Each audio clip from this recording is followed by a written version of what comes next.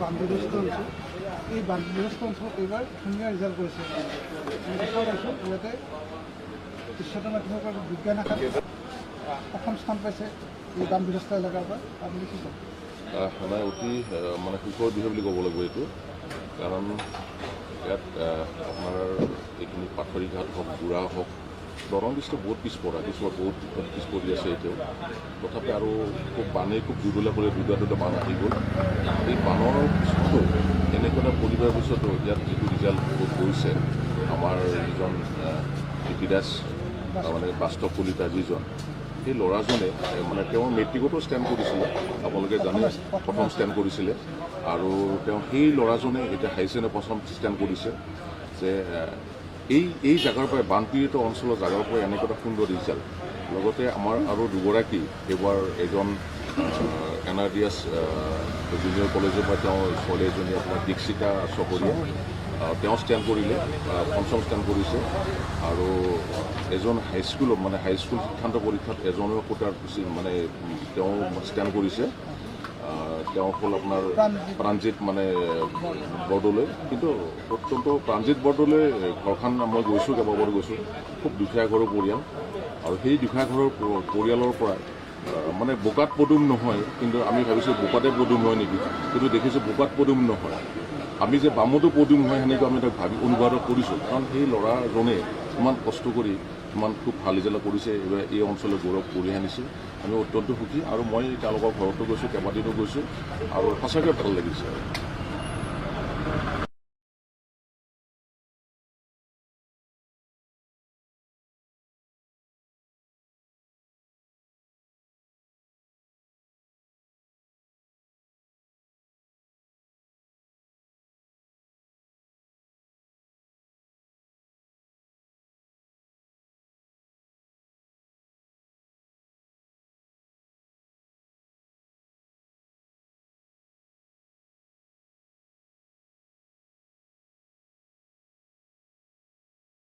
কি তুমি তোমাৰ নামটো? নমস্কাৰ নাম শ্ৰী প্ৰাণজিত বৰদল তুমি আমাৰ এজনত পঢ়ি আছা তুমি এই জাৰ্নেলিষ্ট বাৰ্তা পেপাৰখনৰ কাৰণে তুমি এইটো হেৰি দিছে দিবলৈ হ'ব দিয়া এইটো কাম আছে এইটো কাম ভালকৈ পঢ়া শুনা কৰিবা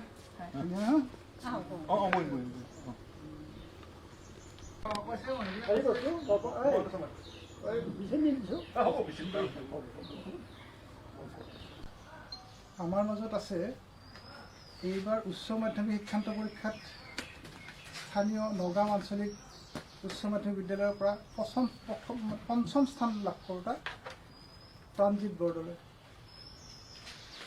বৰদলৈ অৱস্থা হয়তো আমি সকলোৱে গম পাম তেওঁলোকৰ ঘৰৰ পৰিৱেশ কেনেকুৱা ঘৰৰ পৰিয়াল কেনেকুৱা আমি গোটেই পৰিয়ালৰ মাজত আহিছোঁ ইয়াতে তেখেতক জানিবৰ বাবে দৰং জিলাৰ গৰমপুৰ এখন ভিতৰুৱা ঠাইত এই ভিতৰুৱা ঠাইত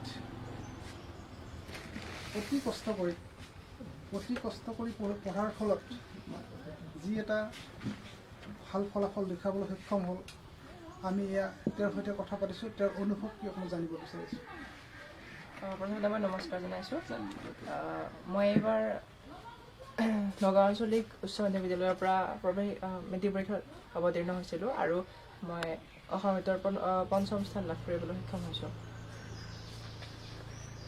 তুমি পৰীক্ষা দিয়াৰ সময়ত কিবা আৰ্থিকভাৱে কিবা দুৰ্বল অনুভৱ কৰিছিলা নেকি হয় পৰীক্ষাৰ সময়ত বিশেষকৈ পৰীক্ষা বুলি নকওঁ বিশেষকৈ গোটেই বছৰটোতে ক্লাছ 10th ক'বলৈ গ'লে তেতিয়া কিছু অসুবিধা হৈছিলে অলপ বিশেষকৈ কেতিয়াবা কিবা কিতাপ পত্ৰ পিন্ধিব লগা থাকিলে অলপ অসুবিধা হৈছিলে তেতিয়া কিন্তু অলপ স্কুলৰ ছাৰসকলেও অলপ যথেষ্টখিনি সহায় কৰিছে এই ক্ষেত্ৰত ক'ব লাগিব তেওঁলোকে শিক্ষা প্ৰদান কৰাৰ উপৰিও আন ক্ষেত্ৰতো যথেষ্ট পৰিমাণে সহায় কৰিছে তথাপিও কিছু ক্ষেত্ৰত তেনেকুৱা অভাৱ থাকি গৈছিলে আৰু তেনেকৈয়ে আগবঢ়াই নিবলৈ চেষ্টা কৰিছিলোঁ তুমি পৰীক্ষাত উত্তীৰ্ণ হৈয়ে এতিয়া কোনখন কলেজ অধ্যয়ন কৰিব আগবাঢ়িছে এতিয়া মই বাহেতা চাৰিআলি ৰামানুজন একাডেমি তাতে মই নামভৰ্তি কৰিছোঁ আৰু তাতে পঢ়িবলৈ ঠিক কৰিছোঁ বিজ্ঞান শাখাত হয় হয় বিজ্ঞান শাখা তাতে হোষ্টেলত থাকিবা নে তুমি কোনোবা ব্যক্তিগত ঘৰত আছে কাৰোবাৰ? মই এতিয়া হোষ্টেল থাকিম বুলি ভাবিছোঁ। হোষ্টেলত থাকিবা। হয়। তোমাৰ ঘৰৰ পৰিয়ালত কোন কোন আছে? মোৰ ঘৰৰ পৰিয়ালত মা দেউতা বাইদেউ এজনী আছে আৰু মই। তোমাৰ দেউতাই এনে কিবা চাকৰি কৰে? দেউতাই তেনেকুৱা চাকৰি নকৰে, খেতিয়ে কৰে আৰু বেলেগ তেনেকুৱা কাম নকৰে। তোমাৰ বাইদেউ? বাইদেউ এতিয়া BA কৰি আছে। বাইদেউ এবাৰ 6th চেমত হয়। 6th চেম। ক'ত কৰি আছে? মংগলদৈ কলেজত কৰি আছে। মংগলদৈ কলেজত কৰি আছে। মেজৰ কি আছে? তোমাৰ মেজৰ? হয়, মেজৰ জিঅ'গ্ৰাফী ভূগোল বিষয়ত। তোমাৰ ভৱিষ্যত পৰিকল্পনা? ভৱিষ্যতে এতিয়া মই বিজ্ঞান শাখাত অধ্যয়ন কৰিব বিচাৰিছোঁ। ইয়াৰ পিছত মই মেডিকেল লাইনত যোৱাৰ ইচ্ছা আছে। তথাপি চাই লওঁ, সুবিধা চাই আৰু পিছত পৰিৱৰ্তন হ'ব পাৰে হয়তো। কিন্তু বৰ্তমান তোমাৰ? হয়, বৰ্তমান মেডিকেল লাইনটো ইচ্ছা আছে। হয়। তোমাক আৰ্থিকভাৱে কিবা সকাহ কোনোবাই দিছে নে? নতুনকৈ তাত এডমিশ্যন লওঁতে কিবা পইচা পাতিৰ ক্ষেত্ৰত যদি তোমাৰ অসুবিধা হৈছিলে কোনোবাই দিছে বা স্কুল কৰ্তৃপক্ষ বা কলেজ কৰ্তৃপক্ষ কিবা তোমাক সহায় কৰাৰ প্ৰতিশ্ৰুতি দিছে নেকি? হয়, এই ক্ষেত্ৰত আমাৰ তাৰে ৰামানুজন একাডেমীয়ে মানে এইখিনিত যথেষ্ট সহায় কৰিম বুলি তেওঁলোকে কৈছে। তেওঁলোকে বিদ্যালয়ৰ যি ফিজ হয় সেইবোৰ দিব নালাগে বুলি কৈছে, লগতে হোষ্টেলো ফ্ৰী দিম বুলি কৈছে। এই ক্ষেত্ৰত তেওঁলোকে যথেষ্টখিনি সহায় কৰিছে। ঠিক আছে, তোমাৰ আমি জাৰ্নেলিষ্ট বাৰ্তাৰ পৰা তোমাৰ উজ্জ্বল ভৱিষ্যত কামনা কৰিলোঁ। ভৱিষ্যতে আকৌ এনেকুৱা এটা ভাল দিনত লগ পাম। ধন্যবাদ। নম্বৰখিনি হ'লে তোমাৰ এতিয়া পৰীক্ষাৰ নাম্বাৰ কিমান পাইছা বাৰু? মুঠ নম্বৰ হিচাপে মই 593 নম্বৰ পাইছোঁ, 6 নম্বৰৰ ভিতৰত। আৰু বিষয় হিচাপে ক'বলৈ গ'লে মই অসমীয়া বিষয়ত 100% পাইছোঁ। তাৰপিছত ইংৰাজী, সাধাৰণ গণিত আৰু উচ্চ গণিততো 100% নম্বৰ পাইছোঁ। তাৰপিছত সমাজ বিজ্ঞান বিষয়ত মই 96% আৰু ক্ষমা কৰিব, মানে 96 নম্বৰ, আৰু ইয়াতে বিজ্ঞান বিষয়ত 97 নম্বৰ পাবলৈ সক্ষম হৈছোঁ। আচ্ছা, তুমি তোমাৰ স্কুল কোন আছিল? নগাঁও জনতা নগাঁও আঞ্চলিক স্কুল। তুমি ইয়াৰ ঘৰৰ পৰা কিমান দূৰ হয় স্কুল? ইয়াৰ পৰা 5-6 কিলোমিটাৰ হ'ব চাগে। তুমি কেনেকৈ অহা যোৱা কৰা? মই চাইকেলেৰে অহা যোৱা কৰিছিলোঁ। বাৰিষা সময়ত এতিয়া ইয়াত বানপানী আমি দেখিলোঁ আহোঁতে যে গোটেই ৰাস্তাত বানপানীৰ প্ৰকোপ। আমি আহিবই পৰা নাই, গাড়ী বেলেগত থৈ আহিছোঁ। এই বাৰিষা সময়ত কেনেকৈ অহা যোৱা কৰা? বাৰিষা প্ৰথমতে যেতিয়া ক্লাছ 9ত নামভৰ্তি কৰিছিলোঁ সেইখন বিদ্যালয়ত, তেতিয়া আমাৰ দলংখনো সম্পূৰ্ণ হোৱা নাছিলে। তেতিয়া যথেষ্ট অসুবিধা হৈছিলে, কেতিয়াবা পানীত নামি যাব লগা হৈছিলে। কিন্তু বৰ্তমান এখন নতুনকৈ দলং নিৰ্মাণ কৰা হৈছে আৰু তাৰ জৰিয়তে অহা যোৱা সুচল হৈছে কিছু। আচ্ছা, আমি গম পাইছোঁ বিদ্যালয়খনৰ প্ৰধান শিক্ষক বা শিক্ষকসকলে বেছি সহায় কৰিছে যোৱা 3 বছৰ। কথাটো সঁচানে? তেওঁলোকে যিমান দূৰ সম্ভৱ সহায় কৰিছে। বিশেষকৈ যিবোৰ খুটি নাতি আছিলে সকলোখিনি মাৰিবলৈ চেষ্টা কৰিছে আমাৰ ছাত্ৰ ছাত্ৰীসকলৰ। তেওঁলোকে এনেদৰে আন বিষয়তো কিছু পৰিমাণে হ'লেও সহায় কৰি যথেষ্টখিনি উপকৃত কৰিছে। গতিকে তেওঁলোকৰ নাম নিশ্চয় ল'ব লাগিব। মানে তোমাৰ ওচৰত সেইখনেই স্কুল আছিল নেকি যিখন স্কুলত তুমি পঢ়িছা? তাতকৈ ওচৰত বিদ্যালয় নাছিলে নেকি? ওচৰত বুলি ক'বলৈ গ'লে মানে আমাৰ ইয়াৰ পৰা হাইস্কুল গোটেইখিনিৰ পৰা একে সমান দূৰত্বৰে হয়, কম বেছি দূৰত্বত থাকে। গতিকে মানে সেইখন একে সমান দূৰত্বৰে হয় বাকী গোটেইবোৰ। তুমি বৰহমপুৰ হাইস্কুলখন ওচৰত আছে, উচ্চতৰ মাধ্যমিক বিদ্যালয়খন, সেইখন এৰি পেলাই তুমি অকণমান দূৰৰ নগাঁও আঞ্চলিকত গ'লা। কোনে তোমাক মানে সেই কথাত জোৰ কৰিলে যে তুমি আমাৰ স্কুলতে পঢ়া বুলি? কোনোবাই কৈছিল নেকি? মানে সেইটো ক'বলৈ গ'লে আমাৰ তাত তাৰ এজন শিক্ষকে যেতিয়া আমি ME স্কুল আছিলোঁ তাতে শিক্ষকতা কৰিছিলে। তেওঁ আগৰ পৰা কৈ আছিলে যে তাতে লগালে ভাল পাবা বুলি তেনেকৈ। ময়ো কিছু অনুপ্ৰাণিত হ'লোঁ আৰু উৎসাহিত, গতিকে তাত লগালোঁ। কিন্তু এইটো কথা নহয় যে তাতে লগাইছোঁ বুলি গোটেইখন মই বেয়া পাওঁ, সেইটো নহয়। গোটেইখনৰ প্ৰতি মোৰ সমান শ্ৰদ্ধা আছে। কিন্তু তেওঁলোকে আগৰ পৰা কোৱাৰ কাৰণে এওঁলোকেও কৈছিলে, কিন্তু হ'লেও তেওঁলোকৰ মই কথা মানি তালৈ গ'লোঁ আৰু। আমি গম পাইছোঁ সদৌ অসম ছাত্ৰ সন্থাই তোমাৰ পঢ়াৰ খৰচটো দিম বুলি কৈছে, কথাটো সঁচানে? হয়, মিটিঙত সেইদিনাখনে সম্বৰ্ধনা অনুষ্ঠান আছিলে পৰহি, তাতে তেওঁলোকে দিম বুলি ঘোষণা কৰিছে। ইয়াৰ উপৰিও ৰামানুজন একাডেমীয়ে প্ৰথম বছৰটো বিনা মাচুলে বিনা পইচাই হোষ্টেল আৰু কলেজত পঢ়াৰ কাৰণে কৰিছে, সেইটো সঁচানে? হয়, তেওঁলোকে কৈছে খিনি কৰি আনিম। ঠিক আছে, তোমাৰ উজ্জ্বল ভৱিষ্যত কামনা কৰিলোঁ জাৰ্নেলিষ্ট বাৰ্তাৰ তৰফৰ পৰা। হয়, আপোনালোককো ধন্যবাদ জনাইছোঁ ইমান কষ্ট কৰি ইয়ালৈ অহাৰ বাবে, ধন্যবাদ। আমাৰ মাজত আছে প্ৰাণজিৎ বৰদলৈৰ দেউতাক আৰু মাক। আমি দেখিছোঁ আপোনাৰ ছাইডত আমাৰ এই অৱস্থা, বানপানী এতিয়াও কমা নাই। গতিকে এই বানপানীৰ মাজতো তেওঁ কেনেকৈ এই ল'ৰাজনৰ এই সাফল্যত আগভাগ লৈছে অকণমান কওকচোন। ধন্যবাদ। এওঁ ল'ৰাজনৰ পঢ়াৰ ক্ষেত্ৰত অলপ অসুবিধা হৈছিলে বানপানীৰ সময়ত, হ'লেও মানে যিটো কষ্ট সেইটো আমি মাক দেউতাকে অলপ সহায় কৰিছিলোঁ, কষ্ট দিয়া নাছিলোঁ।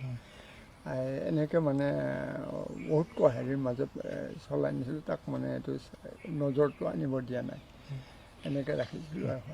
ঠিক আছে, কিন্তু আমি দেখিছোঁ যে দেউতাকতকৈ মাকৰ অৰিহণা বেছি, গতিকে মাকে এই ক্ষেত্ৰত কি কথা ক'ব অকণমান কওকচোন। নমস্কাৰ। মই হেৰি কওঁনো কি বাৰু, হ'লেও পঢ়াত মই হেৰি কৰিছিলোঁ, সহায় দিছিলোঁ। পঢ়াৰ সময়ত মানে উঠা পঢ়া বুলি অলপমান জোৰ দি আছিলোঁ। মানে আলহী খাব মই মানে যোৱাটো কম কৰিছিলোঁ ইয়াৰ কাৰণে। তাৰপিছতে এনেকুৱা পঢ়িলে কষ্ট কৰিলে বহুতে, কিন্তু তাৰ পৰীক্ষাৰ সময়তে মোৰ অসুখ হ'ল। আচ্ছা, অসুখ হৈ মানে তেতিয়া অলপমান ল'ৰাটোৰ কষ্ট পালা। কিবা অসুখ হৈছিলে নেকি? হয়, অসুখ হৈছিলে, মোৰ নিমনিয়া হৈছিলে।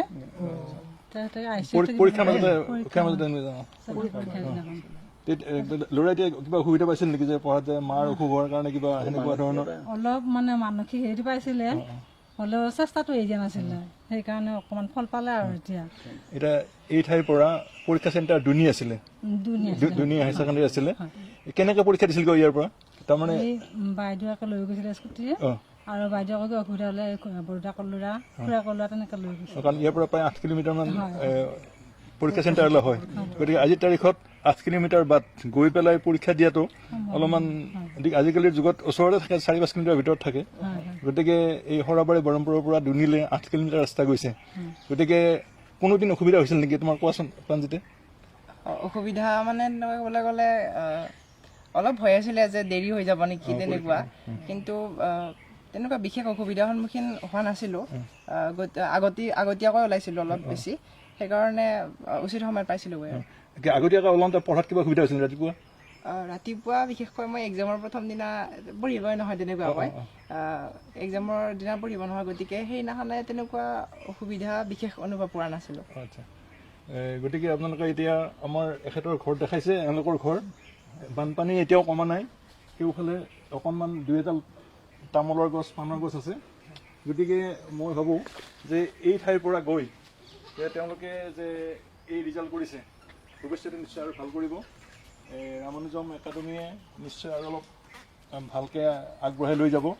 আৰু মৰমৰ প্ৰাণজিতে তেওঁৰ যিটো আশা, মেডিকেল পঢ়াৰ আশা, সেই পঢ়াটো যাতে আগবাঢ়ি যায়, আমি জাৰ্নেলিষ্ট বাৰ্তাৰ তৰফৰ পৰা তেওঁলোকক সেইটো আশা কৰি সামৰিছোঁ। যথেষ্ট ভাল লাগিছে বাৰু ফলাফলটো পাই। তো আশীৰ্বাদ কৰিব আৰু যাতে আগলৈও তেনেকৈ আগবাঢ়ি যাব পাৰে। তুমি এনেই কি কৰি আছা? মই গ্ৰেজুৱেশ্যন কৰি আছোঁ, এইবাৰ লাষ্ট ছেম, 6th ছেম আৰু 6th ছেম, মংগলদৈ কলেজ। হয়, মংগলদৈ কলেজ। এই মেজৰ জিঅ'গ্ৰাফী। বৰ্তমান প্ৰাণজিতে ৰামানুজনত, হয়, ৰামানুজন একাডেমী পাইহাটৰ চাৰিআলিত লৈছে। তেখেতক চোৱা চিতা কৰাৰ দায়িত্ব তোমাৰ ওপৰত পৰিব কিছু? হয়, এতিয়া ঘৰত থাকিলেতো হ'ব বাৰু, কিন্তু সি তাতে থাকিব। হয়, চোৱা চিতা কৰিব, ই এটা আমাৰ সম্পদ। হয় হয়।